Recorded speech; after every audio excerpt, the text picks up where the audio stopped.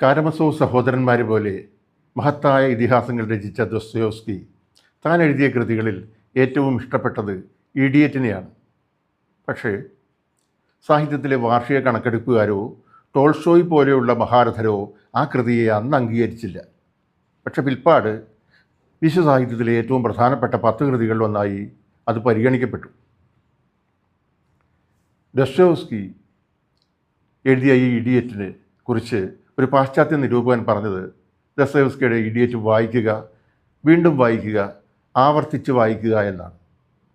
Idiot എന്ന ദൊസ്തോയെവ്സ്കിയുടെ കൃതിയെക്കുറിച്ച് ഒരു പഠനം മലയാളത്തിൽ ഞാനും എഴുതിയിട്ടുണ്ട്. ഇഡിയറ്റ് മനപ്പോരാട്ടങ്ങളുടെ സൗന്ദര്യശാസ്ത്രം എന്നാണ് ആ പുസ്തകത്തിൻ്റെ പേര്.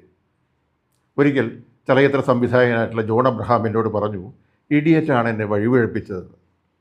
ഈ കൃതിയുടെ ആദ്യത്തെ പേജിൽ തന്നെ ജോൺ അബ്രഹാമിൻ്റെ ആ വാചകം ഞാൻ കോട്ട് ചെയ്തിട്ടുണ്ട്. പുസ്തകം പ്രസിദ്ധീകരിച്ചിരിക്കുന്നത് ലോഗോസ് ബുക്സാണ്. വായനക്കാരെ ഞാനിതിനകത്തേക്ക് ക്ഷണിച്ചുകൊള്ളുന്നു. സന്തോഷം.